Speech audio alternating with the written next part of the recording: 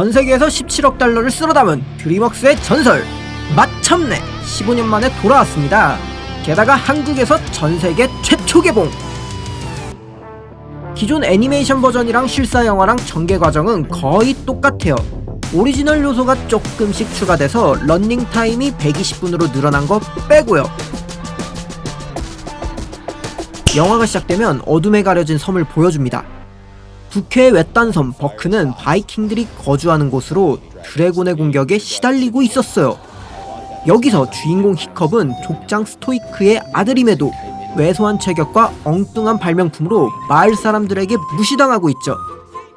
사실상 왕따 포지션? 히컵은 드래곤을 쓰러뜨려 자신의 가치를 증명하기 위해 노력했지만 빈번히 실패로 돌아가요. 그런데 히컵은 자신이 만든 그물망으로 아주 어두운 밤하늘 속에 드래곤 한 마리를 격추시키는데 성공합니다. 물론 바이킹들은 히컵의 말을 믿지 않았어요. 별 수 없이 히컵은 직접 드래곤을 찾아 나섰어요. 깊은 숲속에서 히컵은 날개를 다친 나이트 퓨리 드래곤 투슬리스를 발견했지만 차마 죽이지 못한 채 놓아줍니다. 이번 만남은 히컵의 운명을 아주 180도 바꿔버려요. 며칠 후 히컵은 드래곤 훈련소에 입소하여 다른 잼민이들과 함께 훈련을 받게 됩니다. 그리고 투슬리스와의 비밀스러운 만남이 시작되고 히컵은 드래곤과 인간이 공존할 수 있다는 가능성을 발견해요. 투슬리스와의 만남에서 얻은 꿀팁으로 바이킹 훈련 중에 드래곤의 행동을 이해하고 드래곤과 소통하는 방법을 터득해 나가요. 드래곤 뭐 별거 없어요. 쓰담쓰담이랑 간식이랑 같이 놀아주는 거 몇 번 하면 공략 끝! 히컵은 드래곤 훈련소에서 탁월한 성과를 보여줍니다. 덩달아서 바이킹 업계에서 셀럽으로 다시 태어나요. 이걸 보던 경쟁자 아스트리드는 히컵의 행동에 의문이 생깁니다.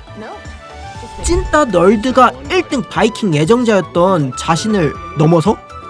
불꽃 쌍여자는 이런 거 못 참거든요. 아스트리드는 히컵을 추적해요. 그리고 히컵과 투슬리스와의 만남을 두 눈으로 목격해요. 제가 이 두 눈으로 봤구만요. 바로 바이킹 파티원들에게 고자질하려고 뛰어가는데 뛰는 놈 위에 나는 놈 있다고 히컵과 투슬리스에게 납치당해요. 너 납치된 거야. 투슬리스에게 매달려 신선한 경험을 하고 나서 히컵을 비난하던 아스트리드는 투슬리스와의 교감을 통해 드래곤의 선함을 느끼게 돼요. 가스라이팅 아니에요. 그건 그거고 다음날 히컵은 훈련소에서 1등한 상으로 드래곤을 죽여야 합니다.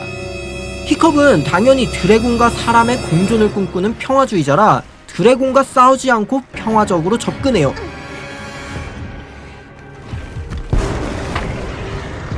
족장이자 아빠 스토이크는 히컵의 말을 믿지 않습니다.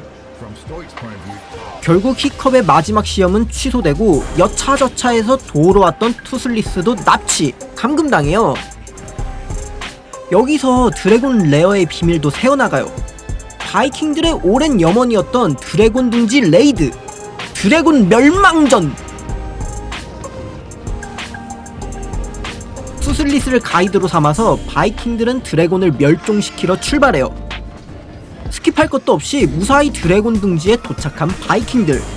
스토이크는 드래곤 둥지에서 초거대 드래곤 레드데스를 발견했어요. 그러나 드래곤의 압도적인 힘과 크기에 밀려 바이킹들은 위기에 빠져요.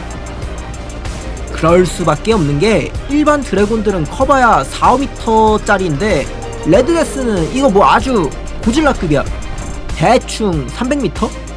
롯데타워 절반 넘는 사이즈예요. 한편 히컵은 투슬리스를 구출하기 위해 아스트리드와 그 외 따까리들과 함께 작전을 세워요. 훈련소에서 배운 지식을 활용해 투슬리스도 구출하고 최종 전투에 참전해요. 여기서 친구들 모두 드래곤 라이더로 레벨업! 그래봐야 엑스트라 역할 정도라 하이라이트는 히컵과 투슬리스 거예요. 미래의 영웅이 될 히컵은 드래곤의 약점을 분석해서 투슬리스와 함께 마지막 전투를 준비해요. 레드데스 딱대! 사실상 2010년 애니메이션과 큰 틀은 똑같습니다. 오리지널 요소가 약간 추가된 것을 제외하면 애니메이션 버전이 좀 더 밝은 색감과 귀엽고 동글동글한 디자인이었다면 실사 영화는 어두운 색감의 드래곤들은 실제 생물처럼 현실적이에요. 특히 드래곤들의 눈빛과 호흡은 진짜 생명체처럼 느껴졌어요. 여기에 실사 영화에서는 히컵과 스토이크의 가족 간의 갈등이 더 많아지고 드래곤의 역사라던가 바이킹들의 서사도 늘어났어요. 전투씬도 더 화끈해졌고요. 애니메이션이 어린이를 위한 작품이었다면 실사 영화는 어린이를 포함해서 어른이 봐도 즐길 수 있는 완벽한 블록버스터예요. 저는 완전 재미있게 봤어요. 그럼에도 불구하고 한 가지 아쉬운 건 4DX로 못 봤단 거? 그냥 봐도 존재미인데 4DX로 보면 얼마나 재미있을까요? 엔딩 크레딧에 투슬리스 그림을 대충 3초 정도 두드리고 영화가 끝나는데 큰 의미는 없고 드래곤 길들이기 2편이 나올 때까지 기억해달라는 의미로 보여요. 왜냐면 영화가 개봉하기도 전에 드래곤 길들이기 2편 제작이 들어갔거든요. 그만큼 1편에 자신있다 이거 아니겠어요?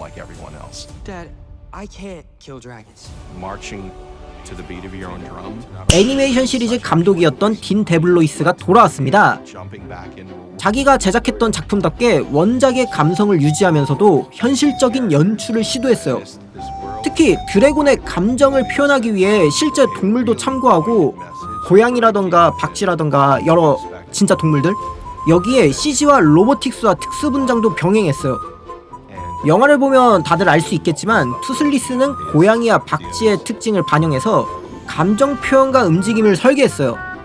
처음 등장은 조금 낯설지만 영화 보다 보면 그냥 친데레 모에모에 뿅 아주 빡 가요. 영화는 북아일랜드에서 촬영되었고 실제 풍경과 스튜디오를 활용해서 버크섬을 실감나게 재현했습니다. 여기에 드래곤을 곁들였어요. 드래곤과의 상호작용을 위해 실제 크기의 드래곤 모형을 제작해서 배우들이 연기에 몰입할 수 있었다고 하네요. 300에서 존나 멋있었던 레오니다스 왕 알까요?